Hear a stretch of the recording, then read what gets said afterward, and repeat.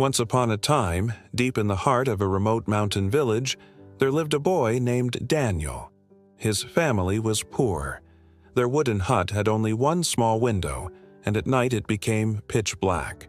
Their only source of light was a single flickering candle. Yet that candle, though small, was the heart of their home. It pushed back the darkness and made their world feel warm and alive. Daniel's father was a strong and silent man who spent his days as a woodcutter, while his mother wove beautiful baskets with her nimble hands. They had little, but they had each other and the comforting glow of their candle. But one winter day, tragedy struck. Daniel's father slipped on the icy rocks while carrying wood and never returned. The mountain had claimed him, leaving Daniel's mother alone with two choices: succumb to the despair or be strong for her son. She chose to be strong. She knew that Daniel, though only 12, was watching her closely, taking in every lesson on how to live with courage and grace. And so she kept going. Daniel, in turn, started helping out in the fields as much as he could.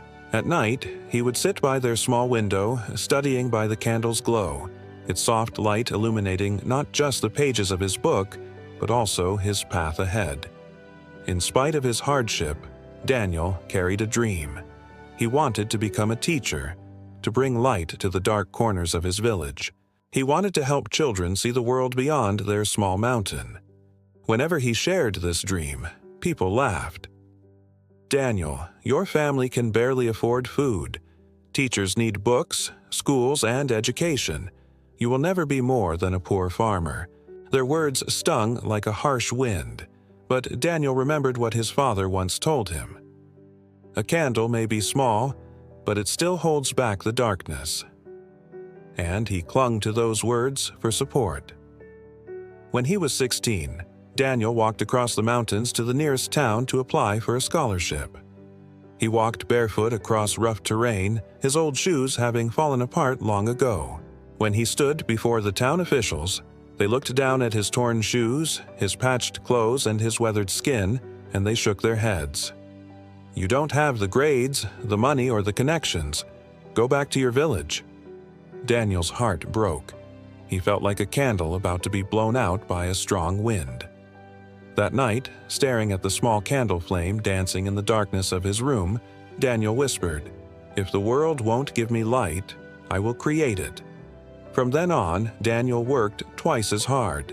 By day, he worked in the fields, his back growing stronger with each passing season. And by night, he studied with books he borrowed from villagers who had some. He even started teaching the younger children of his village under the big oak tree. Using sticks in the dirt as chalk, he taught them letters, numbers, and everything he learned himself. Years passed, and Daniel grew into a young man. But life did not grow kinder. One year, drought struck, destroying the crops and bringing hunger to the land. People in his village started leaving, hoping to find food and work in distant towns. Daniel's mother fell ill, and he felt himself breaking under the weight of his responsibilities. One night, as rain pounded on the roof, Daniel thought of giving up his dream. He sat by his dying candle, its flame flickering its last, and whispered, "Maybe they were right. Maybe I am nothing but a fool." But the next day, something happened. One of the village children he had been teaching ran up to him with a flower in hand. "Thank you, teacher," the boy said. "Because of you, I can read." Daniel's eyes filled with tears. In that moment, he realized something powerful. He might not have a diploma or a school, but he was a teacher. His dream was alive in the eyes of those children. From then on, Daniel continued teaching. More and more children gathered under the oak tree. Soon, parents came to watch too, and word spread to nearby villages. People began sending their children to learn from him. One day, visitors from the city arrived.